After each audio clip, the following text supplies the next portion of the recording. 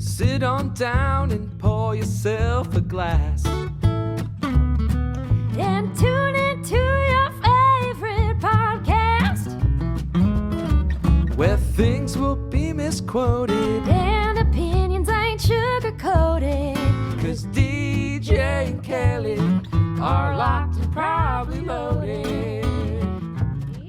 Hey guys, welcome to Locked and Probably Loaded with DJ and Kelly. I'm your host, DJ Qualls, and I'm here with my good friend and co-host, Kelly Blackheart. Hey, Kelly. That sounded like you were gently waking everybody up. Hey guys. I know you told me to wake you up at 6. I usually do that with a hand job.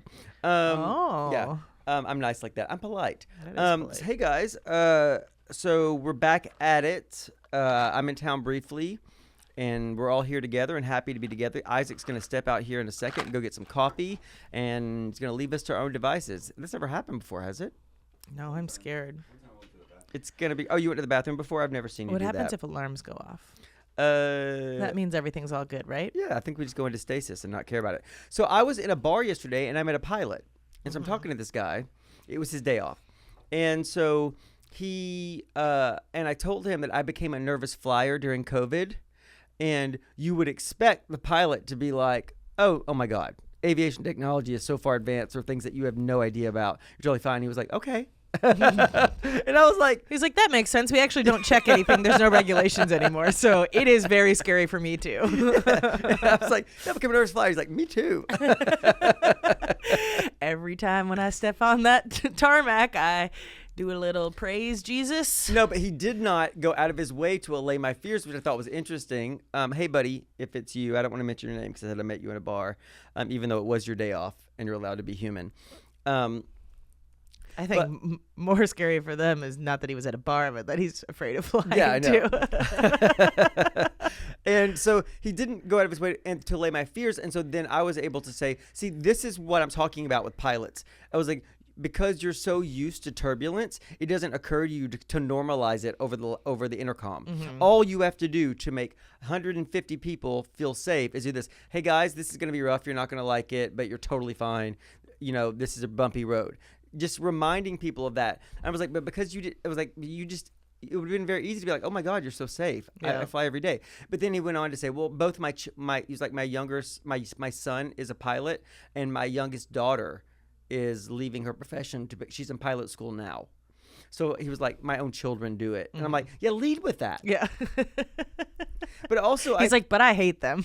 Yeah, exactly. I'm praying for their death. No, but also he's so smart. His father's a doctor. He's a pilot, that I don't think he has that part of his brain. And maybe you want somebody to be a pilot who's just like, well, everything's fine. Why would you be, you know what I mean? Yeah. And it wouldn't occur to them. Well, yeah, you would have to have some part of you that likes the adrenaline rush of a risky profession. Yeah. Because even though it's like, you know, it's safer to fly in a plane than it is to drive in a car and stuff like that, there is still, I mean, even to go through flight school would be terrifying. You would have to have that, like, I'm not afraid of dying. And he's flying giant aircraft. Like, he flies for a big commercial airline, right? Right. But it's funny because I was talking to him about my friend who is a air traffic controller, who I think he's retired now. But the pressures of that job are so insane. I mean, I think they have a very high suicide rate. Mm-hmm. A lot of them are alcoholics. And so my buddy is a good time Charlie, the former air traffic controller. And I mean, not when he was working, but I think he retired at like 50. And so I'm telling them the story, and he's like, oh yeah, they're all fucked up. And I was just like, you don't reaffirm that, because you know what I mean? Yeah. I was like, you're doing this totally I don't wrong. want somebody on the brink of suicide also telling my plane where it can land. Why wouldn't you say, oh, instead of saying, oh yeah, it's fucked up, and then going into near misses and shit, you should say things like, oh yeah, it's a really stressful job, but they're highly professional and their technology is... Lie to me. See, now I feel like you can be an air traffic controller from home. I feel like now they're just trying to get anybody in. They're like, work from home. I mean, I think you can retire legally at 50, but if you have some sort of trauma, it's as early as, at 55. But I think you can retire at 50. I mean, it's a pretty good job. Yeah, it pays pretty well, right? Yeah, I think you make a fortune. Anything, but you're in charge of a lot of people's lives. Yeah, that's not. If you any fuck up- job that you have to take home emotionally or physically is not Yeah. ideal. Like when people talk about, just the difference between having a corporate job versus anything else, where it's like they talk about retail or fast food or something as if it's like this easy ass job. I'm like, yeah, but you just do number shit all day at your computer, and then you don't have to think about it when you leave. Like these people are actually dealing with the public. Yeah. They're getting shit on all the time. They're you're gonna getting carry that. paid trash. Like you're not even getting rewarded for it. When I used to work at Blockbuster when I lived in Nashville, and then when I lived in London, and it would piss me off so much when I would go to sleep and be at my, like I was the assistant manager, and so when I'd be counting money out of a fucking drawer. I'd have this dream all the time that I'm doing the late night cash out. So like when I'm not at work making minimum wage, I'm fucking doing it for free. It would make me so you shoot mad. out of bed and you're like, I had a better movie to recommend. You said you wanted something funny. I tell you though, I bet I'm one of the reasons why they went bankrupt, because they wouldn't pay us anything. I definitely stole my fair share of movie candy. Well, I mean, You can't show me a box, an industrial-sized box of Milk Duds and expect me not to Yeah. walk out with it in my pocket. if the Swedish Fish didn't want to be stolen, why aren't they wearing dresses? All right, They're they're in asking there. for They're it? in there naked in that bag. You think I'm not gonna steal them? They're asking for They're it. asking for it. You can't make them look so delicious and not expect me to swipe some. But yeah, it's great to have a job that you can just leave. Like I forget what we talk about here before I've taken off the headphones. Yeah. I don't remember what we talked about. What are we talking about now? 10 minutes ago, completely gone. we're doing. It helps that we drink. Does it? I mean, for us, I don't think Yeah. it helps anybody else. Yeah, the listeners probably would disagree with you. Oh, speaking of things that don't help this podcast, according to you. So I got terrible news this last weekend, and I was like, you know what? I haven't smoked weed in a long time. I ordered some weed, and my tolerance is Nothing, right? nothing. I mean, like, I'm like, You got a contact high from rolling the joint. I just ordered I ordered some things of edibles because I'm like, I'll probably want edibles for my long flight. Yeah. And then I got just a pack of 14 pre-roll joints, and I was like, these are gonna last me forever, whereas before it would have lasted me a week. Yeah. But I got so fucking high. I sent you a very funny joke. What was it? You said something about how the air in New Mexico was like 47% meth, and I said a blessing in disguise. Yeah. And I said, you can't tell me I'm not a genius when I'm high, because that was good. I think the first thing I said was, you said I just broke my highs my hybriety. my hybriety, and I was like, is our podcast going to crumble? Yeah. And I said, not unless we're recording tonight, because literally, like, I did it right before I had dinner, and it was the same meal that I've been Oh, eating is it for so days, good? and it was so good. Yeah. So I hate being high, but I miss eating high. Oh my God. Food will never But taste that's that the thing good. too, is like, I had gotten, I mean, my tolerance was so high, I had surpassed the like having munchies type of highness, Yeah. which is like, if I'm going to smoke weed, that's where I want to be. I don't want to Yeah, to be be the that high high, type yeah. where you're just eating a lot. But I literally on Sunday felt like the fat bastard from Austin Powers, and I was like, I can't stop eating. I felt so sick that night. I had so much candy. My buddy and I were in Amsterdam once, and he's a teetotaler. I mean, he drinks, but he certainly doesn't do drugs. He's a doctor, and it's before when he was getting ready to go start doing all that stuff. And he likes to do active shit, like, and so he decided that we were going to rent paddle boats and paddle boat around the canals, and which is not something I would do ever. No. And but it took him fucking forever to do his hair, and in that time I'm recognizable. People are going to offer me drugs, and so of course by the time he got there I was high off my fucking face. And then we go to the paddle boat, and after 2 pumps I'm over it, and so he's getting mad, and then I'm like, I kept saying this, I'm hungry, so he took me to a place. I ordered guacamole and chips and was eating it so much that he got this look on his face. I'm like, why are you looking like that? And he was like, I'm worried that you're going to choke.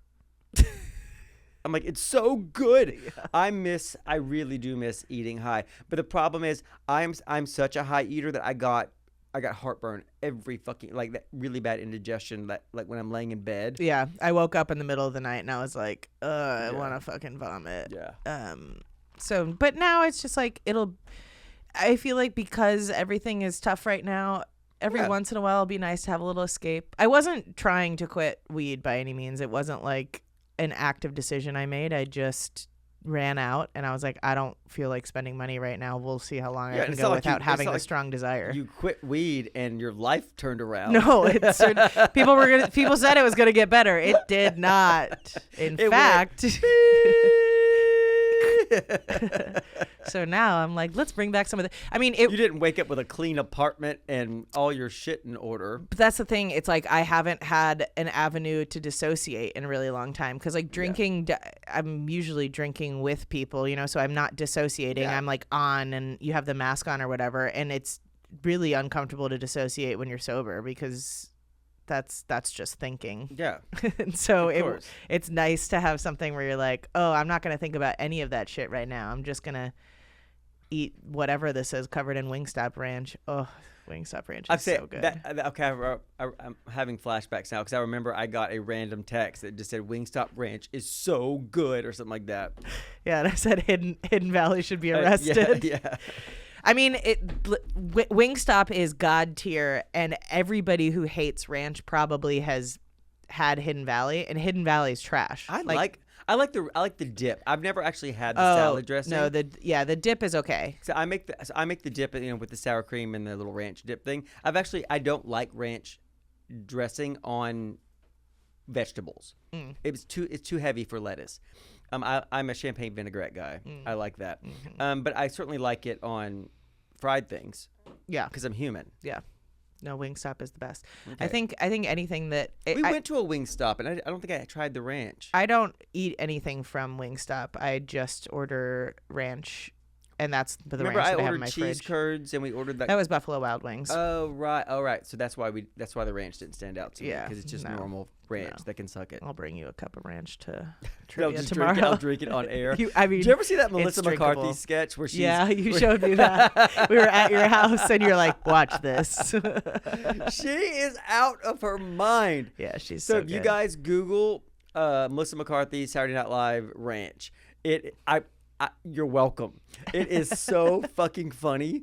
I like stupid stuff, but it's not my jam. Like, I like more clever stuff. Yeah. But she's such a brilliant physical comedian. It's so. Can we watch it? How long is it? It's 6 minutes. And 50 seconds. We can't. It's watch more it. of a physical gag, but Yeah. you could fast forward through part of it because if you're lazy, there are multiple points where she's drinking the ranch. It's just so good that it makes me. Focus group.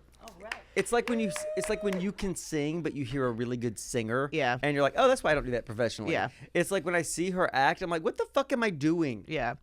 SNL has a Beyond Saturday Night docuseries that is fairly recent, and there's 4 episodes out, and so I watched all of those. Is it good? Last weekend. It's great. I mean, you could almost do a documentary episode for every single episode they do on SNL because there's just so many moving parts and so many things going on, and every host is different and musical guests and all that stuff. Did you get a sense that there's a big sense of competition to get things on air between the writers? There is, right? Yeah, for sure. Yeah. Because especially like when you're new to the cast or even the writer's room or whatever, the cast, it's like, unless you're creating things for yourself, you're not going to get cast by the writers in their major sketches or whatever. And also so the actors who are coming up with stuff, the actor writers, they're not going to do this. Do you know what would be a great vehicle for you that I'm going to create? Yeah, so exactly. You get credit for it. And so it's like there's a lot of pressure to come up with things on your own, but because there's so many people that are brainstorming things for every week, so much ends up on the cutting room floor. So you could think that your sketch is going in, but then they do the dress rehearsal, an hour before the show goes on, and it's like the final board, and you're like, something fuck. that didn't hit before hits, Yeah. and just knocks you out. Yeah, or your but they stuff did a whole hit. episode on the cowbell episode.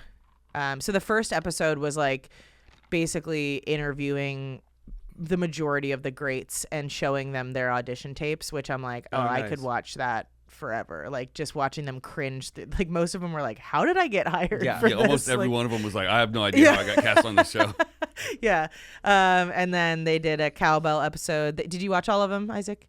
No, I'm on Cowbell right now. Okay. But I did just watch the movie.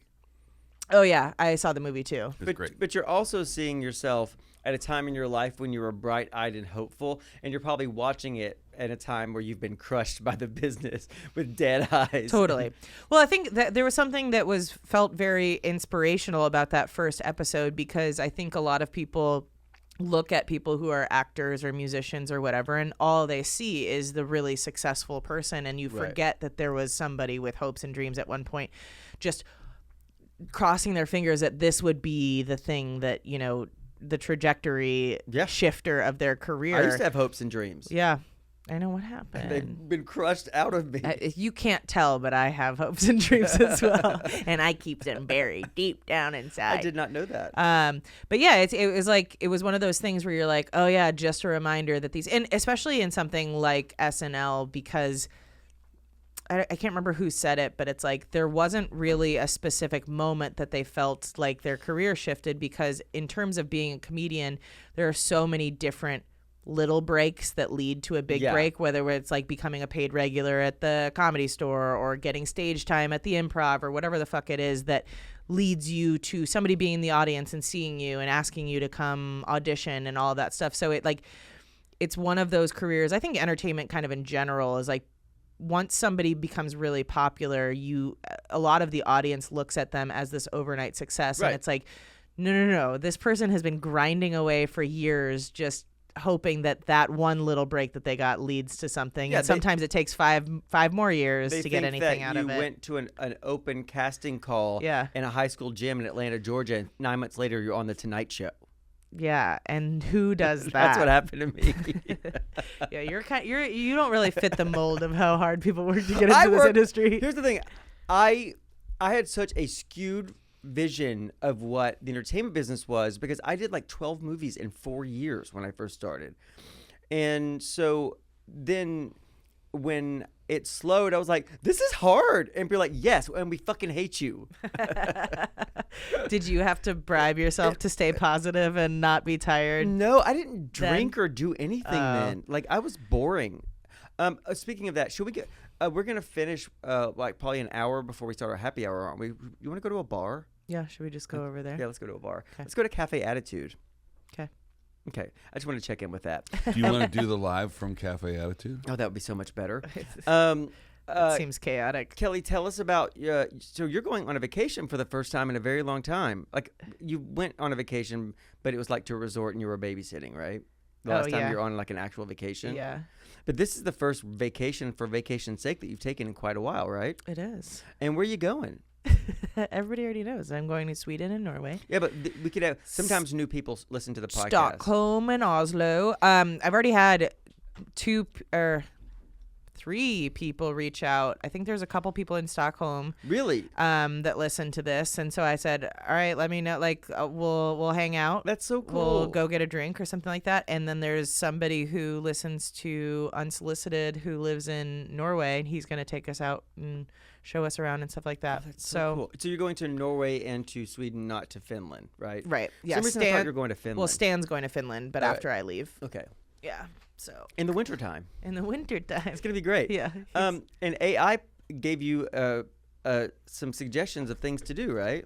If you were so inclined. I'm stuck in my rollerball on the chair. Yeah, I just like plopped some shit into AI, into ChatGPT, Was it like saying like, go here for a glacier, go here if you want this kind of food, kill your parents. I basically said, give me an itinerary for 2 people going here during these dates. Take into account weather. Take into account that we're not looking to do outdoor sports or, trek in the mountains in the snow. We enjoy local pubs and bars and doing as We like the reclining locals while do, drinking. but we also like history and public transportation and all those things. And you it like popped fish, out. don't you? No. I hate fish. Yeah, I don't like fish I either. hate fish. I feel like the whole cuisine is fish That's and what potatoes. I'm like trying to think. I'm like, that's what I heard, but I think I also heard that from you when you were trying to convince us not to go there. because I wanted you to go to Argentina. Yeah. Because I don't. I think you said they only eat fish there, and I was Because, like, yeah, and now I believe it. Look who I am. that looks kind of like a penis. It does look like a penis. Well, a fucked up penis. I've seen one that looks just like Like that. the one where they, you know how people get the surgery where they split their tongue. Oh, stop that. I don't like penis injury things. Penis. No, in Finland is the balls. I wanted you to go to South America just because I didn't want to see pictures of cold people. Oh, it'll be fine. Everybody there is beautiful. Everyone there is so gorgeous. You'll finally get a picture of me with somebody hot in it. It probably is. It probably is like the absence of worry about healthcare and basic living stuff. That probably does a lot for your complexion. You're probably not worried about being shot at your mailbox or having food. Yeah. It's really interesting how crime goes down when people can afford When their needs are things. met? Yeah, when their needs are met. Ty when I talk to him, because I have to earnings qualify every year for like I have to do a certain amount of acting jobs and make a certain amount just to qualify to pay for healthcare, right? And our salaries have plummeted. Well, everyone's in the entertainment business have, and it used to be you did 1 or 2 jobs, and now you have to do 5, 6 jobs, and the odds of getting 5 and 6 jobs, it's very stressful. Yeah. So whenever I'm mentioning this to Ty, and I mean sometimes I'll take work that I don't even want to do just to qualify, and I could see there's a moment of not understanding. Like for a Canadian, the idea of breaking your arm and losing your house, or getting into a car accident and then getting medical bills that you can't pay that go beyond your insurance, because insurance can tap on you. People don't realize your insurance is going to be like, you know what, we've paid enough. Yeah. We're just not going to pay for this anymore, and be bankrupt. And then he gets mad. Yeah. And then he's like, because it is maddening. He's like, we need to get married, and we're not getting married because of that. Because I would rather die of bankruptcy than be married to somebody I don't want to be married to. Because people are annoying, and if you can find somebody where your annoyings match up, go for it. And if healthcare is a side benefit, hooray! Yeah, exactly. I mean, the fact that everybody's not mad about it is wild to me. Yeah. And I think the fact that we're not in the streets going, why? Anytime there is, it's very simple. Anytime there is medicine for profit, you're not going to win. Yeah, it is not for you. Yeah.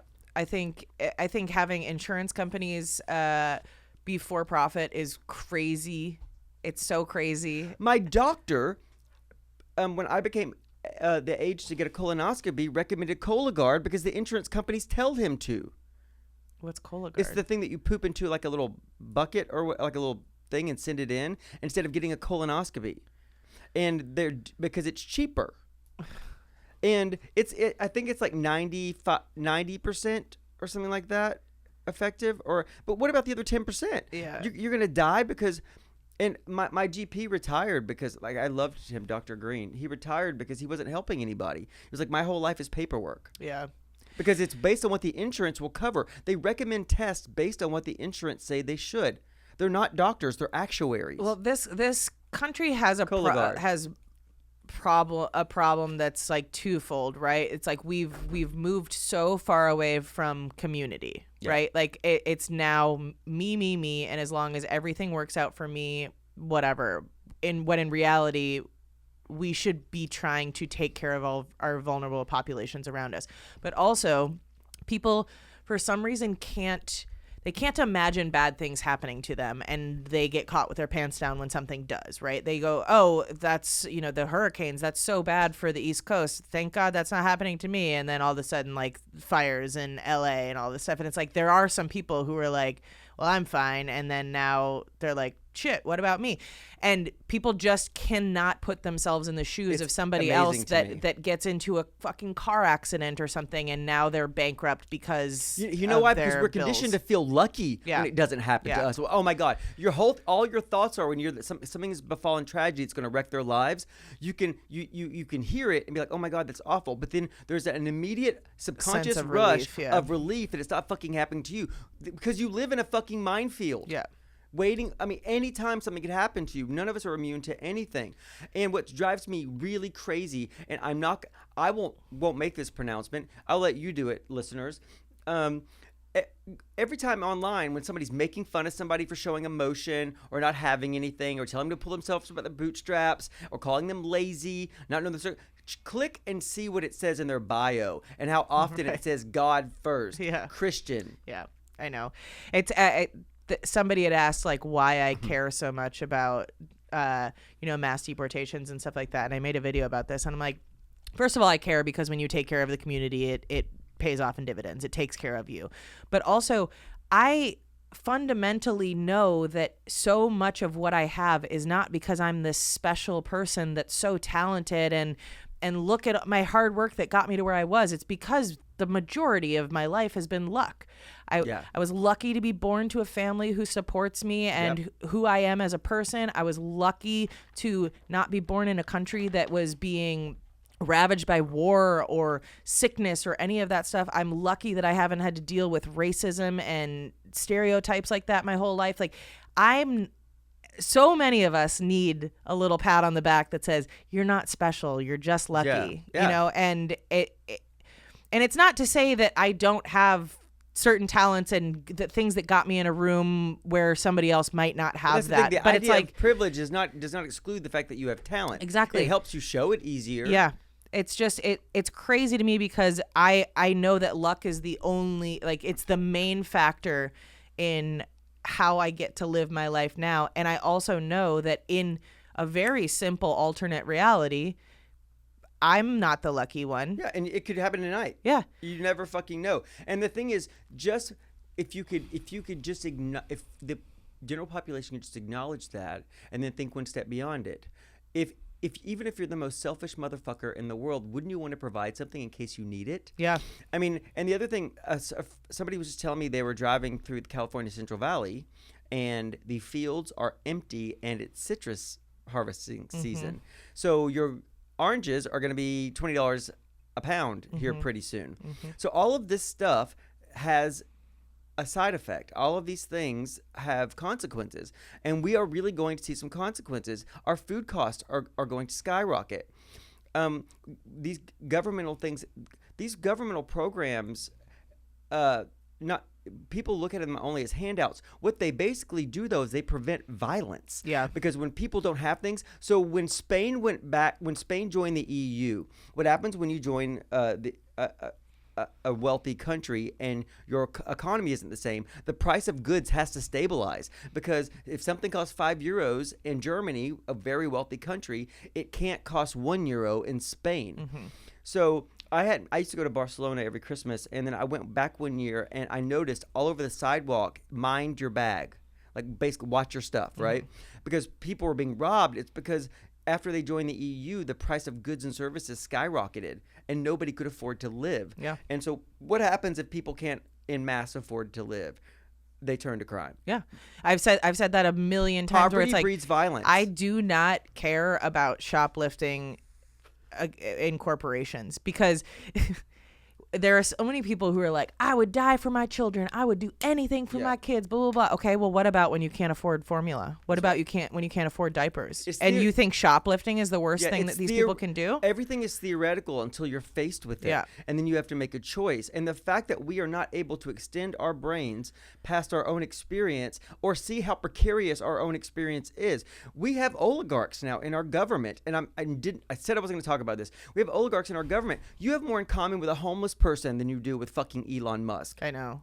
You are closer to the brink. We had talked about the TikTok ban when that was going on, and we had a pretty long discussion about it, because I was like, I know that for you it's this silly little app or whatever, but like I've learned so much about other people's experiences on that, but at the end of the day, I don't think it's safe for us to have only state-sanctioned media and social media. That is like, because it only went down for, I don't know, 14 fucking hours, but it came back. My Instagram, it was immediately flooded with all far-right if I go through my stories, every other thing is a sponsored post from some account with like 600 followers, and it's like, Jesus first, guns are good, shoot your neighbor. And I'm like, what the fuck is going on? And then TikTok, same way, the algorithm just changed overnight. And I was like, This is bad. Billionaires in a position to make laws to govern us when it is in their best interest that we don't own homes. Because if you don't own a home, you don't have leverage. That means your rent can be increased to the point where you must work for them, right? So also, even if they weren't inherently evil, they don't understand. It's like, why don't you have more money? Like, it's that they cannot remember what it was like to struggle. Yeah. Like a politician, any politician, regardless of what side of the aisle you're on, in 30 years you can't remember what your constituencies' lives are like. You fucking can't. Yeah. Because you are so far removed from that, because you live a life where, first of all, you're insider stock trading like motherfuckers. Nancy Pelosi's worth like $200 million. Yeah. I like Nancy Pelosi, but come on, Nancy, I see what you're doing. Yeah, no, They they all do need it. to be banned from doing any type of fucking stock trading. I mean, There should be a moratorium 10 years after you are in office that you can't be a lobbyist, you can't be a pundit, you can't work for a company that passed a bill through you. Yeah. Because this what also people don't realize. Politicians do not write bills. They've been caught so many times. Lindsey Graham was caught. Lindsey Graham was caught. No, who's the guy who looks like a turtle? Mitch McConnell. Mitch McConnell was caught being asked about something that was in a bill, and he was like clearly shaken. He was like, I don't believe it says that. And it absolutely says that on page 427, because corporations write fucking laws for us. And they lobbyists tuck things into it. Yeah, hoping lobbyists write bills. Yep. Which become laws. So that means that corporations write our laws. And the fact that we're cheering these people on we're cheering for our own subjugation. We really, really are. Yep. And the thing that makes me so crazy is I voted against all this shit because and I already have money. Yeah. Like I will make, and you'll benefit from this greatly. The new tax plan just came out. You're gonna taxes. You're gonna pay $40,000 less in taxes. I'm in that group of people who will pay less. I want to pay my fair share. Yeah. But I'm not going to give it to a government who's then going to fucking give it to Elon Musk. Yeah. And we're cutting off we put a moratorium on all public programs, and Elon Musk, we want responsible spending. We've given him $40 billion between SpaceX and fucking Tesla. Yeah, it's like, it's very depressing. Facebook wants to run TikTok out of business because they want the business, right? It's no other reason than that. And also, people get famous from TikTok, and also they exchange ideas on TikTok. Yeah, it's bad. And if you limit that, if you can censor, and if you allow misinformation to pollute that, then people don't have a clear idea of what's happening. And it's even as small as like this. It's like, think about North Korea. The state runs everything, right? They own entertainment. So it's Pop Star brought to you by Kim Jong-un or whatever his name is. So this is the first step toward that. Like, you're not going to release a single on, you know what I mean? It's going to be monetized by somebody else, or taken from you, or altered in some way, or somebody else is going to be put in front of you. Yeah. Because they work for the man. So if you're trying to become a billionaire we haven't even mentioned Trump, because it's really not. I mean, like, he's being run by Elon. This is way bigger than Trump. Yeah, this is way bigger than Trump, right? Trump. So it's like, that's my point. Is like, so for anybody who wants to email us and be like, Trump's great, you can save the email. It's about having your entire government run by people who have all of the money and all of the resources. Yeah. It is not in their best advantage for you to think that you have opportunity, for you to have an education, for you to have any free time where you're not child rearing children, right. Because if you have opportunity to do something that isn't immediately serving their best interest, that is a no-no. Right. And so, of course it is. And I think that's one of the reasons why houses started getting bought, because that was a recently new evil idea. And I think it was brought on by the fact that kids were like, I'm not going to take out a $250,000 loan to make $40,000. I'm not going to work for you. I'm going to Europe. Yeah. And then they were like, oh, but if we control everything that they need to survive, at some point they're going to have to return home and work. And I just read something yesterday that in Sacramento, in the last 10 years, the number of studio apartments have doubled. More for less. And because every resource is being taken from you every time you spend money on something stupid, and more, or on a luxury good. people buy luxury goods because they're $2,000-$3,000, and you could afford that. You can save. Yeah. But you're never saving 20% of $4 million for a fucking you 5-bedroom house. You just give up on or the 3-bedroom bigger house, dreams. $2 million. Yeah. So, and I was. It really occurred to me in New Mexico, gas was $2.59 a gallon, and I'm like, and everybody has a really nice $50,000 to $60,000, $100,000 truck that guzzles gas. Why? Here's why: because they don't want you to own a house. Because if gas is cheap, then the one thing to make you feel like you've got skin in the game, which is a nice truck, which is you can pay off $60,000 in a loan. A lot. Fuck it.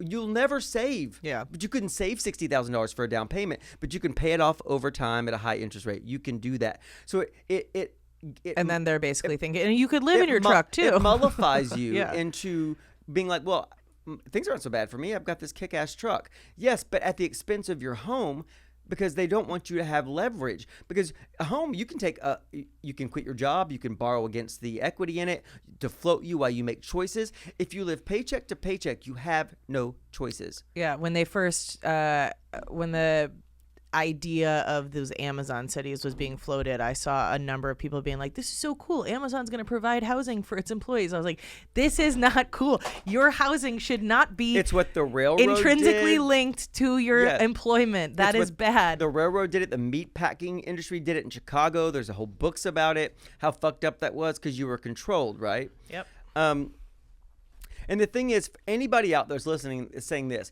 I'm not going to do a Southern accent. Just stick to acting or stick to entertaining. The thing is, I'm worried about you. Mm-hmm. Because the thing that's so maddening to me is that I voted against literally my own interest.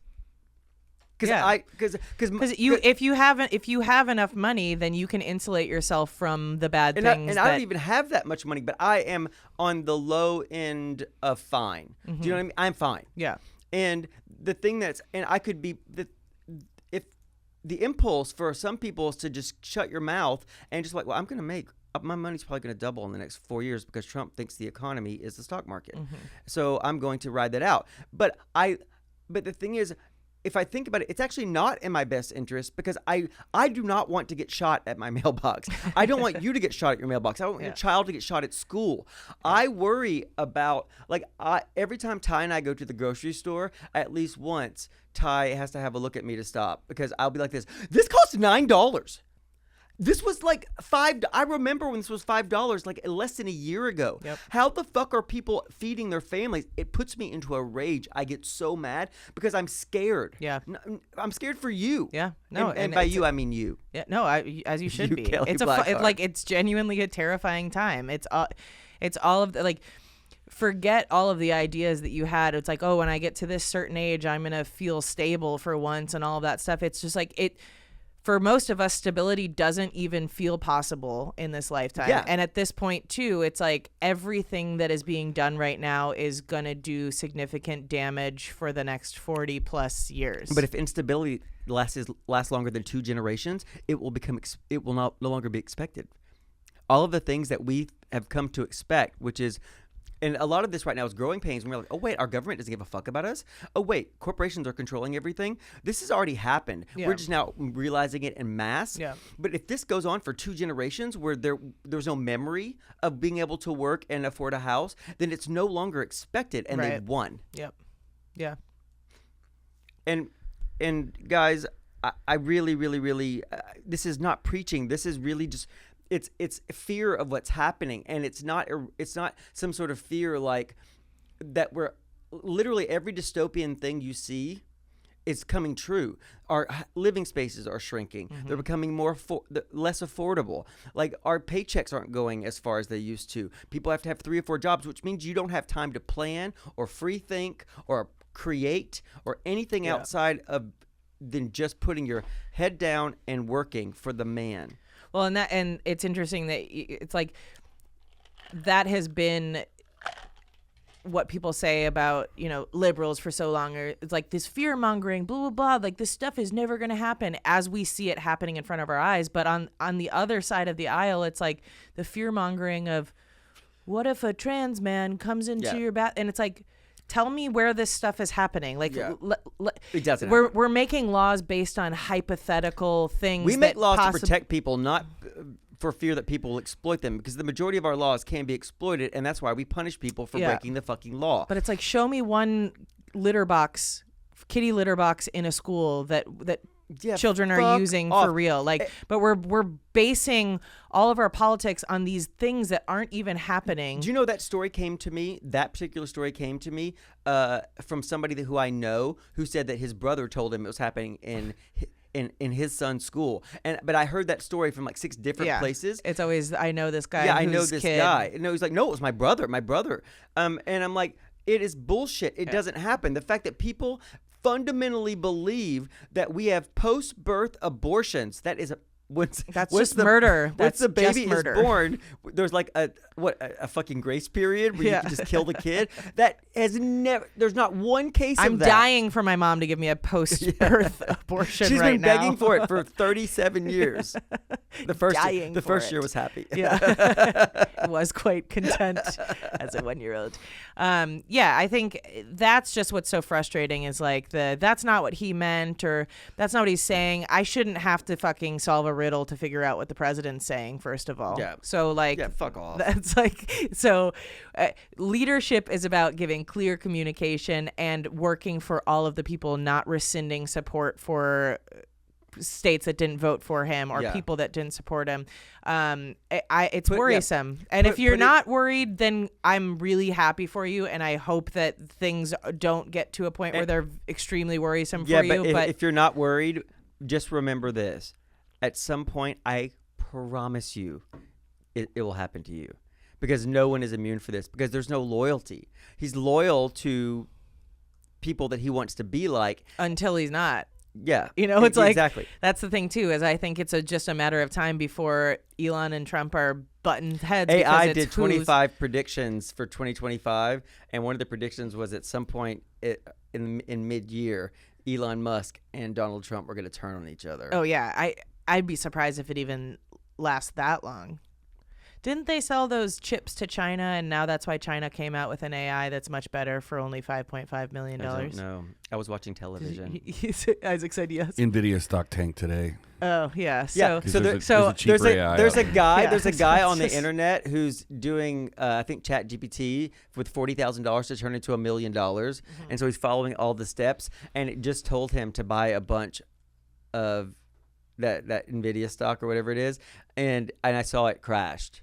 So I'm worried for homie and his journey, and I think he never expected to turn it to $1 million, but I think he thought he would make money from people wanting to be on the journey with him, but he's not engaging enough for people to want to be on this journey with him. So now I think people just casually click on it and root for his demise. Oh God. Well, a ton of people lost a bunch of money on Trump coin. Oh yeah. That's right. I completely forgot about that too. I forgot about that. Introducing Didn't a fucking. Melania launch her own crypto too?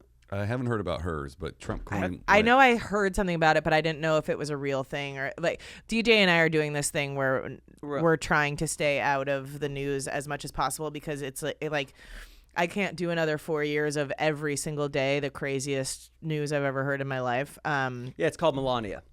So yeah, so Official Melania meme price today. So that was like just a pump and dump thing too. The Haktua girl. It was very similar Part to duh. Haktua, The except BBC much says larger scale. Melania Trump launches cryptocurrency on eve of inauguration. That's what I thought I heard. So a lot of people lost a lot of money, Yeah. and he just doesn't care. He doesn't guys. care. And not that I think like that's. It's also something to say where it's like I don't think that there are tons of people in politics in general that really care No. about their constituents. I think there are some people, but I think desiring to be the president and not just ending up in that position where, okay, hey, this is the next step for me and I have really great ideas for the country.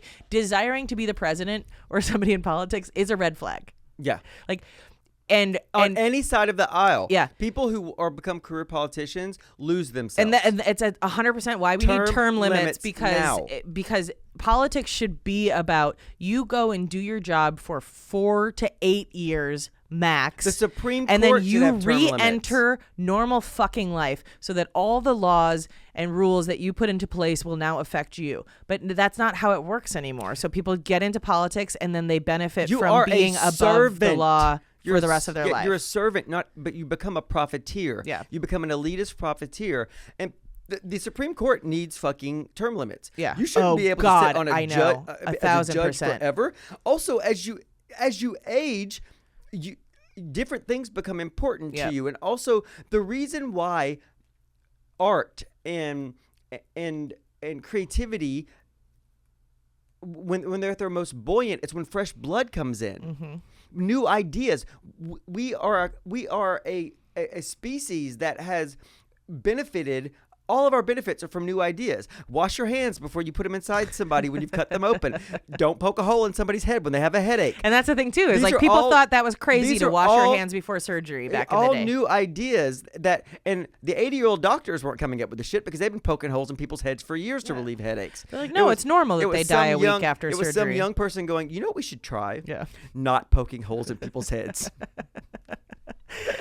Yeah, it's everything needs a fucking complete revamp, and so maybe there's a massive revolution coming. Who knows? The but pilot that I met in the bar the other day told me that there's a mandatory retirement at 65, and I'm like, that's good. Yeah, that is good. It should be. I shouldn't be 70 years old drive things around. I mean, I should probably be forced to retire from public life at 55.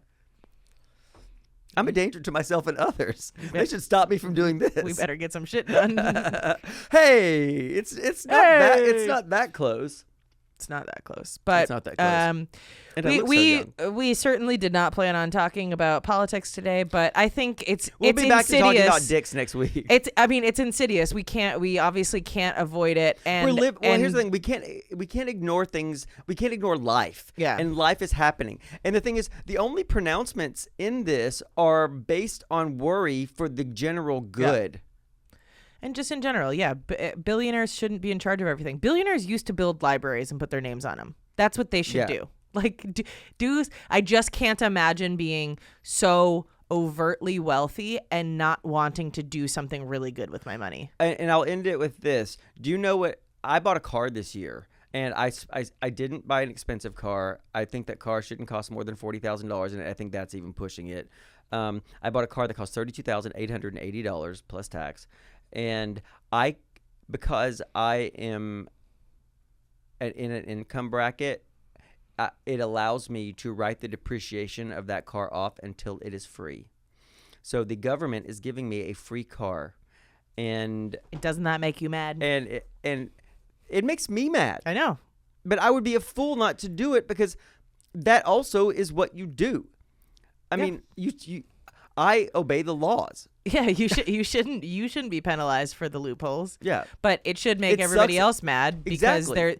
it's the same. It's like payday loans and all that shit. It's like it's so expensive. It's the most expensive money in the world for poor people to borrow money. And in it's this country, free. you're taxed for being poor. Yeah. For no other reason. It's free for everybody else. than having a job and working. Yeah. You are punished for that and taken from. All right, let's lighten it up on the Patreon. Guys, you can follow us on TikTok or Instagram or whatever is available when this episode comes out at LoadedPod.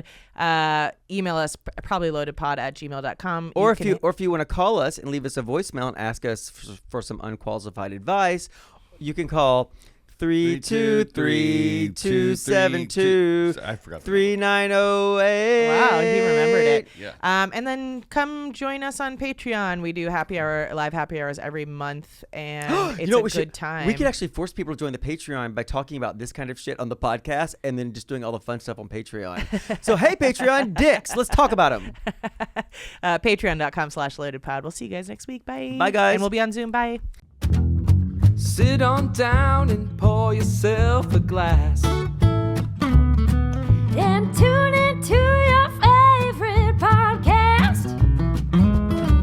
Where things will be misquoted. And opinions ain't sugar coated.